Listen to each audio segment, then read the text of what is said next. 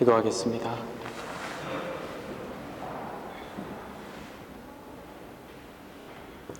주님을 향해서 한 걸음 한 걸음 나아가길 원합니다.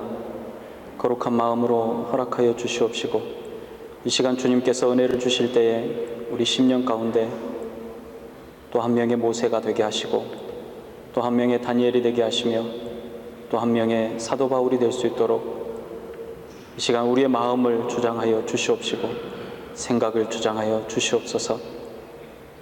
주님 앞에 나와 은혜를 얻길 원하는 주의 백성들의 삶을 이 시간 다 내려놓고 주님과 교제하길 원합니다. 허락하여 주시옵소서. 예수님의 이름으로 기도합니다. 아멘.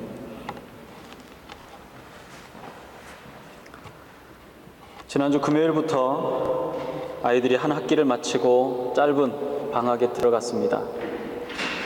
한 학기 동안 수고한 결과인 성적표를 받는 날이기도 합니다. 아이들이 과연 자신의 점수가 얼마나 되는지 궁금해하며 빨리 그 결과를 알고 싶어 했습니다. 부모인 우리도 마찬가지로 과연 우리 아이가 어느 만큼 성장했는지 수치적으로 볼 수 있어 내심 기대가 됐습니다. 그 점수들이 근거가 돼서 상급 학교에 진학하기 때문에 더 관심이 있었습니다. 저희 유년 시절에 자장면을 먹을 수 있는 날이 있었습니다. 180원 정도 했던 걸로 기억하는 자장면을 성적표가 나오는 방학식 날이 아니면 먹을 수가 없었기 때문에 그 가격도, 그 맛도, 그날의 향기도 오롯이 기억하고 있습니다.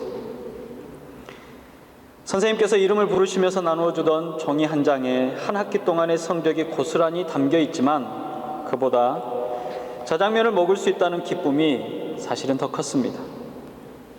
어떤 경우에는 동기를 유발하는 매개가 목적보다도 더 크고 목적 그 자체가 되기도 합니다. 이스라엘 백성들이 이집트에서 400년간의 종살이를 마무리하고 광야로 나왔습니다. 모세는 이집트로 들어가서 백성들을 데려오기 전에 하나님과의 만남을 통해서 분명한 약속을 다시 한번 받습니다. 모세는 돌무더기 가득한 언덕에서 이제껏 한 번도 본 적이 없는 신비로움에 이끌려서 불타는 나무 앞에 섰습니다. 그러나 그 나무는 하나님이 아니셨습니다. 하나님께서는 자신을 스스로 있는 자라고 소개하시면서 그의 백성 이스라엘을 약속의 땅으로 인도하시리라는 말씀을 하셨습니다. 이 약속을 모세의 조상 아브라함을 통해서 말씀하셨던 약속이었으며 드디어 때가 되어 이루시는 하나님의 역사를 이제 모세와 함께 하겠다라고 말씀하신 것입니다. 약속을 의지해서 이집트를 나온 이들에게 광야는 결코 쉬운 길은 아니었습니다. 힘겹게 약속의 땅 가나안 앞에 섰습니다. 그리고 그 땅 앞에서 각 지파에서 선발된 대표들이 가나안 땅을 정탐하고 왔습니다. 결과를 보고받은 이스라엘 백성들은 마음이 무너지고 통곡했으며 반란을 일으키게 됐습니다. 그들은 하나님의 약속의 말씀은 이제 안중에도 없습니다. 생각나지도 않습니다. 눈앞에 보여지는 현실에 이들은 마음이 녹아버렸습니다. 그들은 하나님 되심에는 관심이 없었습니다. 자신들의 양식과 자신들의 평안에 모든 마음이 빼앗겨 있었습니다. 그들이 만들었던 금송아지며 그들의 원망의 근원은 하나님에 대한 믿음이 없음을 분명하게 증명해 보였습니다. 이스라엘 백성들은 자신들의 불신앙의 결과로 순종하지 않는 죄를 범하게 된 것입니다. 신명기 8장 23절은 이렇게 말합니다. 내 하나님 여호와께서 이 40년 동안에 내게 광야길을 걷게 하신 것을 기억하라. 이는 너를 낮추시며 너를 시험하사 내 마음이 어떠한지 그 명령을 지키는지 지키지 않는지 알려 하심이라. 너를 낮추시며 너를 줄이게 하시고 또 너로 알지 못하며 내 조상들도 알지 못하던 만나를 먹게 하신 것은 사람이 떡으로만 사는 것이 아니요 여호와의 입에서 나오는 모든 말씀으로 사는 줄을 내가 알게 하려 하심이니라 그랬습니다. 신명기 8장의 말씀을 통해서 이스라엘 백성들에게 하나님께서 주시고자 하셨던 것은 만나가 아니라 하나님의 말씀이었음을 다시 한번 우리로 알게 하는 것입니다. 육체를 살리기 위해서 주신 음식이 아니라 말씀에 의해서 살아가게 될 것을 알게 하시려고 주신 것입니다. 하나님의 말씀을 그들의 마음과 생각과 전 인격 속에 집어넣기 위해서 만나를 주셨다라는 사실입니다. 그런 하나님의 뜻을 이해하지 못하고 믿지 못하는 불신앙과 불순종은 하나님의 말씀을 보지 못하게 하고 음식인 만나만을 바라보게 한 것입니다. 만나를 바라보고 만나를 통해 먹고 사는 것만 생각했기 때문에 그들은 하나님을 바라보지 못했습니다. 그들에게는 믿음을 찾을 수 없었고 순종함조차도 찾을 수가 없었습니다. 하나님의 말씀과 하나님의 뜻에는 관심이 없고 그저 하나님이 무엇을 주시는가 하는 것에 모든 관심이 쏠려 있었던 것입니다. 우리는 지금의 시대를 은혜의 시대라고 표현합니다. 그 이유는 우리의 구원이 가리워지고 숨겨져서 깨닫거나 알 수조차 없는 시대가 지나가 버렸고 너무나도 분명하게 드러나 있습니다. 또 그 드러난 구원의 약속이 모든 사람들에게 주어졌기 때문에 우리는 이 시대를 은혜의 시대라고 말합니다. 예수 그리스도를 통한 구원의 은혜가 바로 나에게 온 것입니다. 이것은 기회입니다. 이 기회는 바로 내가 하나님의 은혜의 시대에 살고 있다는 것입니다. 이 기회는 나에게 주어진 이 엄청난 특권을 무시하거나 포기해서는 안 된다는 바로 그 사실을 다시 한번 각인시켜주고 있습니다. 나에게 온 기회는 생명 있는 동안에 끊임없이 그 은혜 안에 있기를 촉구하는 것입니다. 그러나 그 은혜를 소홀히 여기고 포기한다면 하나님께서 주시는 안식에서 영원히 제외되는 무서운 결과를 받게 될 것입니다. 히브리서 4장 1절은 이렇게 얘기했습니다. 그러므로 우리는 두려워할지니 그의 안식에 들어갈 약속이 남아있을지라도 너희 중에는 혹 이르지 못할 자가 있을까 함이라 그랬습니다. 만나를 원했던 이들의 결과를 보듯이 약속되었던 영원한 약속에 참여할 수 없게 되었다는 사실을 기억하고 두려운 마음으로 떨리는 마음으로 오늘 하루를 살아야 된다는 이야기입니다. 하나님의 백성인 이스라엘의 선조들은 불신앙과 불순종 때문에 하나님의 안식에 들어갈 수 없었습니다. 그들은 영원한 안식의 모형인 약속의 땅 가나안 땅에 들어가지 못했고 광야에서 다 멸망하게 되었습니다. 그들은 그들의 불신앙과 불순종한 죄의 결과가 무엇인지를 우리에게 보여준 것입니다. 그것은 형벌이었습니다.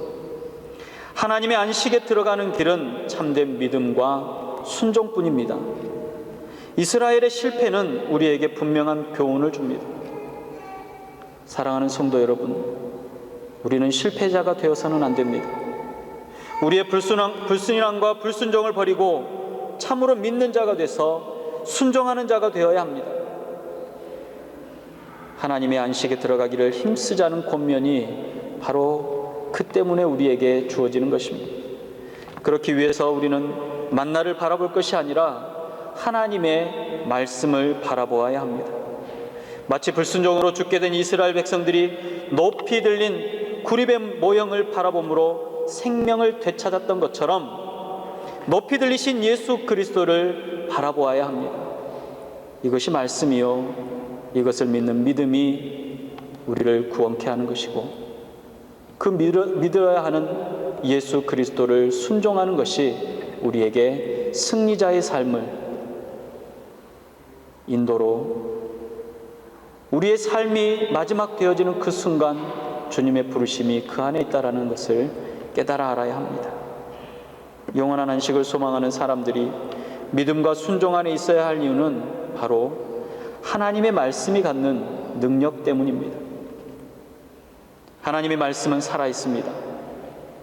하나님의 말씀은 죽어있는, 움직이지 못하는 문자가 아닙니다. 또한 우리의 말처럼 말하자마자 공기 중에 흩어져 버리고 사라져 버리는 순간적이지도 않습니다. 하나님의 말씀은 영원히 살아계시는 하나님의 말씀입니다. 영원히 살아있는 말씀이 바로 하나님이시고 하나님의 말씀입니다.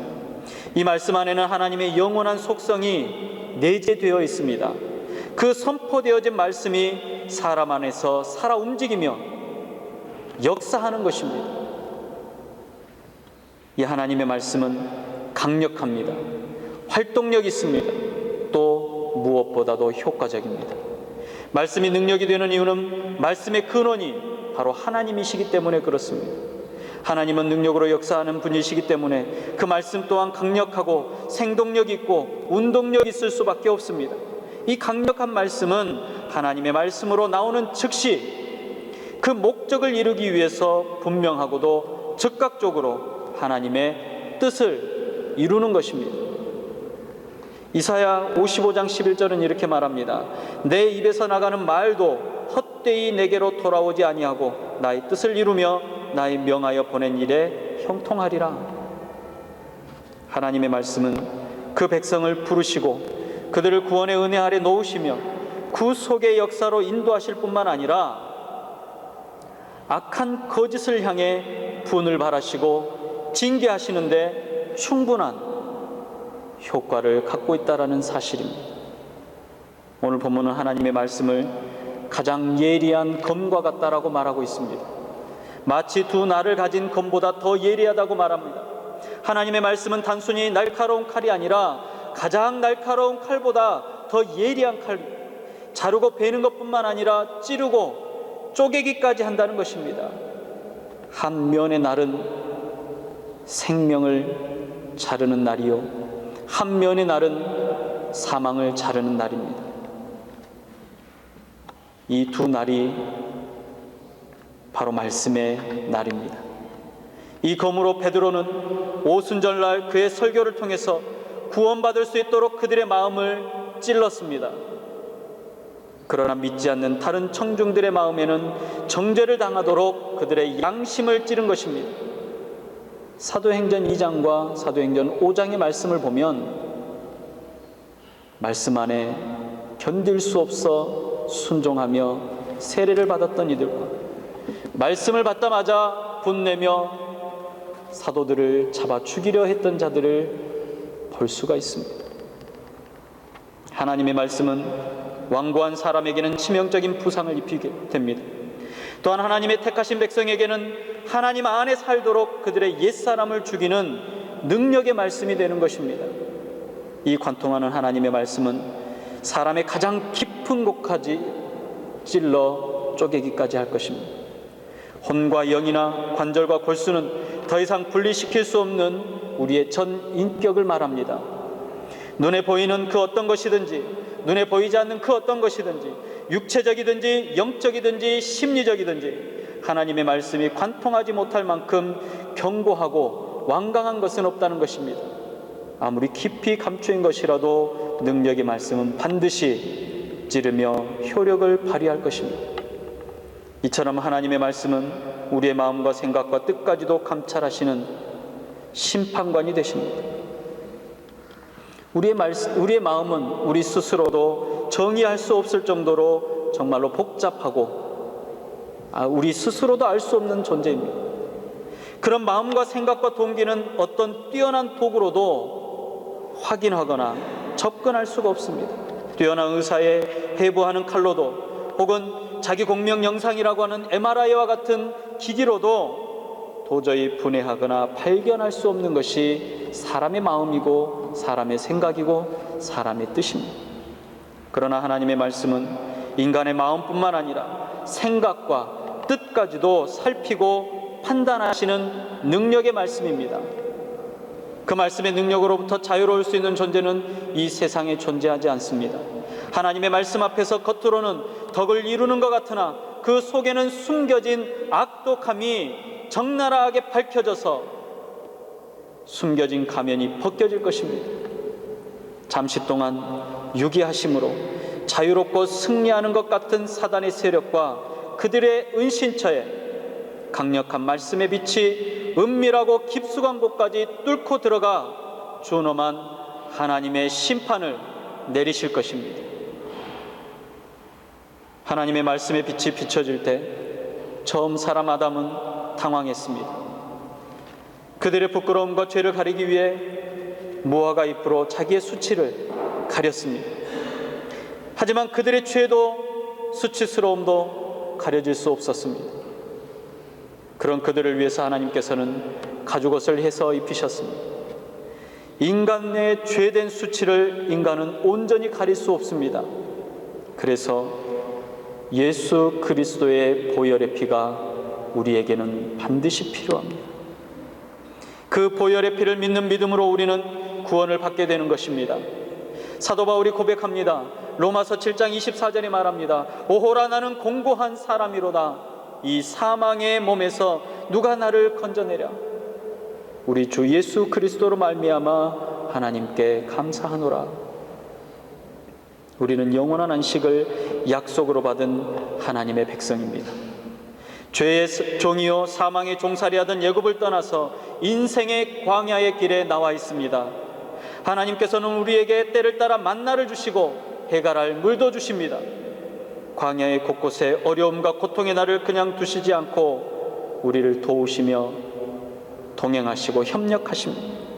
우리에게 주시는 만나를 통해서 달고 시원한 물을 통해서 하나님께서는 우리에게 하나님 되심을 말씀하고 계십니다. 그 말씀을 우리의 영과 혼과 골수를 찔러 쪼개기까지 하며 더 이상 숨을 곳이 없고 숨길 곳이 없는 하나님의 영광과 대면하게 하십니다. 우리의 불신앙과 불순종을 그대로 버려두지 않겠다라는 하나님의 선언입니다. 더 이상 죄의 자녀로서의 삶을 용납하지 않겠다라고 선언하고 계십니다. 믿음으로 하나님의 말씀의 역사를 증거했던 여호수아와 갈렙, 영원한 약속, 영원한 안식처인 하나님의 나라를 소망하며 믿음으로 나아가야 합니다. 예수님 앞에선 이방인 백부장의 이야기를 잘 아실 것입니다. 백부장이 예수님께 이렇게 얘기합니다. 나도 남의 수하에 있는 사람이요 내 아래도 군사가 있으니 이더러 가라 하면 가고 저더러 오라 하면 오고 내 종더러 이것을 하라 하면 하나이다 그랬습니다. 이 말을 들으신 예수님께서 백부장의 충성됨을 칭찬한 것이 아니라 믿음을 칭찬하셨습니다. 믿음이라는 것은 개인의 판단에 의해서 결정되어지는 그 어떤 행위가 아닙니다. 절대적인 권한이 주인이신 바로 그분에게 있다라는 사실을 깨닫는 것입니다. 그리고 그 주인이 내리는 명령에 따라 흐트러짐 없이 순종하는 행위가 진정한 믿음이요 귀한 믿음이라는 것입니다. 이 진정한 믿음이 우리 안에 들어와 있다면 하나님의 말씀에 따라 순종함이 우리의 삶에 반드시 드러나야 합니다. 십자가를 지기까지 순종하신 예수님의 그 믿음이 우리 안에 있다면 우리의 삶의 그 말씀의 흔적이 반드시 드러나야 한다는 것입니다. 하나님의 말씀은 하나님의 뜻을 이루시는 능력입니다. 여기에 우리의 고집이나 우리의 소원에 우리의 목표나 우리의 욕심을 이루기 위한 그 어떤 것이 혹은 내가 주인이 될 수 없습니다. 우리는 이런 것들로 우리의 수치를 가리고 덮으려고 하지만 그것은 마치 손바닥으로 하늘을 가리는 행위와도 같습니다. 어거스틴의 고백을 통해서 우리의 마음을 한번 다시 돌아보기를 원합니다. 어거스틴의 고백을 읽어드리고 말씀을 마치겠습니다. 오 하나님, 당신은 날이 선 가장 날카로운 칼을 선택했습니다. 당신은 능력 있게 인간 마음의 딱딱한 껍질을 관통하여 당신의 사상의 칼날로 나의 마음을 찌르셨습니다. 내가 당신께 간구하오니 나의 이 완악하고도 완악한 마음을 당신의 은혜의 거룩하고도 강력한 칼로서 찌르소서. 오 주님, 찌르소서. 기도하겠습니다.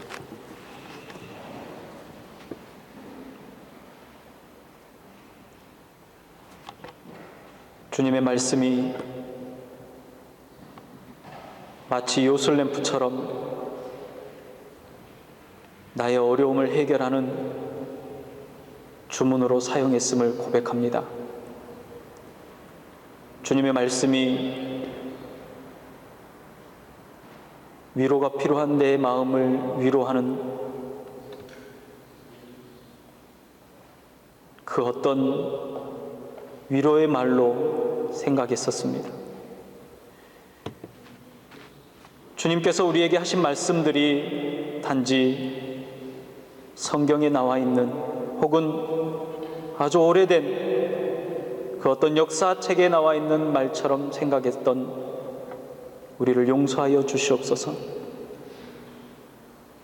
하나님의 말씀은 살아있음을 고백합니다. 하나님의 말씀은 운동력 있음을 고백합니다. 하나님의 말씀은 나의 영과 홍과 골수를 찔러 쪼개기까지 하기 충분함을 고백합니다. 그래서 이 땅에 살아가는 광야의 삶에, 이 땅에 살아가는 나그네의 삶에 하나님께서 허락하셨던 만나와 하나님께서 허락하셨던 달고 시원한 물들을 단지 나를 위한 그 어떤 것으로 생각지 아니하며 하나님의 말씀에 하나님을 믿고 따를 수 있는 믿음 안에 둘 수 있도록 허락하여 주시옵시고, 순종하는 마음과 하나님의 나를 바라보는 거룩한 마음이 될 수 있도록 인도하여 주시옵소서. 마치 광야에 하나님을 바라보는 이스라엘 백성들처럼 불꽃 같은 눈동자로 지키시는 하나님의 그 눈길을, 그 시선을 느끼며 주님 오시는 그날까지 승리하기를 원합니다. 죄의 사망의 권세에 우리의 마음이 빼앗기지 않도록 허락하여 주시옵소서. 더 이상 우리 안에 있는 악독한 마음이 자리 잡지 못하도록 아버지 하나님, 하나님의 말씀으로 우리의 마음과 생각과 뜻을 찔러 쪼개시며 정결케 하여 주시옵소서. 지난 한 주간도 세상 가운데 지키시며 보호하시며 말씀으로 만나를 먹이셨던 주님, 새로운 날을 바라보며 주님 주시는 그 안식을 소망합니다. 허락하여 주시옵소서. 이 말씀에 순종하며 이 말씀을 믿는 모든 주의 백성들이 단 한 사람도 빼지 않고 예수 그리스도의 안식에 들어갈 수 있게 허락하여 주시옵소서. 예수님의 이름으로 기도드리옵나이다. 아멘.